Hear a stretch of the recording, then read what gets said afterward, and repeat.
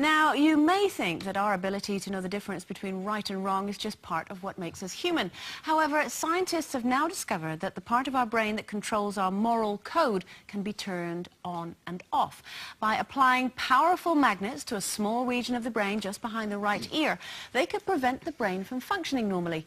As a result, the people temporarily became less moral. So the mind boggles thinking how they tested that. But what do you think dictates your moral code, with or without a magnet? I've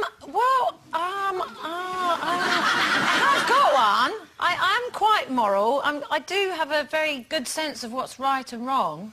I do things that are wrong sometimes. You do? But at least... well, I have done. I'm quite good now. I'm quite well behaved. So where would you say your moral code or compass comes from? Well, from my mum, probably. You know, because when we were little, you did have a sense of what was right and wrong. And if you did something wrong and you were punished, you learnt from it. You know, because you knew it was wrong and you were told it was wrong and you didn't do it again. And I've kind of, you know, I don't know, I've gone through my life like that. I mean, every time I've done something that I knew was either unlawful or wrong or completely morally wrong, I've always known what I was doing. But I've always thought, you know, I've always thought it through and think, how could I square this if I got found out? Do you know what I mean? But I don't do it now, and I'm very, very law-abiding. And, you know, I might be with someone who, you know, if someone drops litter, I get very, very cross. If, you know, and if someone says, oh, just put your foot down and break the speed limit, I won't do it. I won't do anything. You are a good girl, aren't you? You surprise me, yeah. I am. I'm quite good. I'm scared. My moral compass is dictated by how many Jack Daniels I've had. No, I've got to tell you a story. I was brought up a Catholic, went to a Catholic school. I remember when I was a kid, my mum was at work and it was a really hot day and I went down the quick save. And I remember there was a blue ribboned packet open on the shelf and my mate dared me to rob a chocolate bar, rob one of the blue ribbons. So. And how old were you then? I was about 10 at the time. So I get this chocolate bar and I'm running home and I can feel it all melting in my hands, you know. Key through the door, I thought, I'll eat it in my bedroom, so, you know, I wouldn't get caught. Go up to my bedroom, start to eat it, and there's a pair of feet under the bed. A burglar. And I just believed it was God punishing me for robbing the biscuit. I did. It was like, do unto others as you'd have done unto yourself. One biscuit? But listen to this. What did you do with the burglar? Did you just Well, I ran out the house. Ran out the house, and I wouldn't eat the biscuit. But later, only a few years ago, I went to a health farm.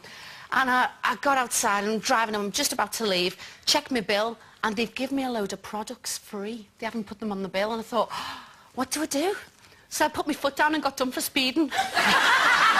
I thought, there we go again. So do you believe in that? You believe in karma? You know, it'll get you in the end. I do. I believe if do unto others as you'd have done unto yourself, and if you're good, it comes back on you. I don't do it for that reason, but it's just simple right and wrong, isn't it? I've always had a very strong sense of right and wrong, and sometimes a real sense of injustice as well. So if somebody's being picked on or bullied, whether, you know, it's from when I was at school, little children, or... Were you bullied?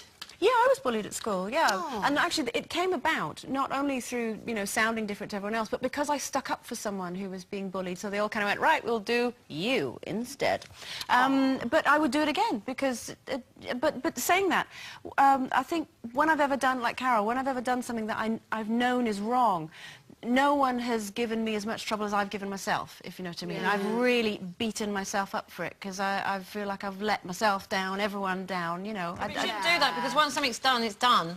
You know, you can't help but beat yourself up about it. I mean, I've always had a little inner person, I hope, that's kept me on the straight and narrow, and always had, I mean, I've done things, but, you know, basically I've had that little person in there that's been instilled in me to say what's right and wrong, and always been on the right side of right, I hope.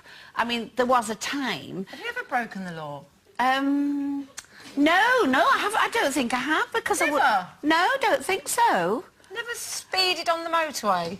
Not really, no. I mean, I think I'm always aware of what I'm doing, you know what I mean? But when I was 4, I was in a little show and I wanted this tutu that this other little girl had got, because of course it was covered in diamonds. And the only thing was that she was standing next to a little, well, it was about 3 stone steps. And she did sort of get pushed and fall down those stone steps.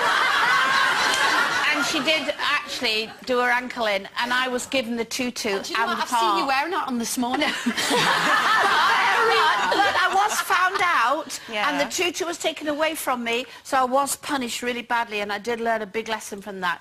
Get the tutu before she puts it on. Sherry Hewson, you don't mean that. No. Now, if you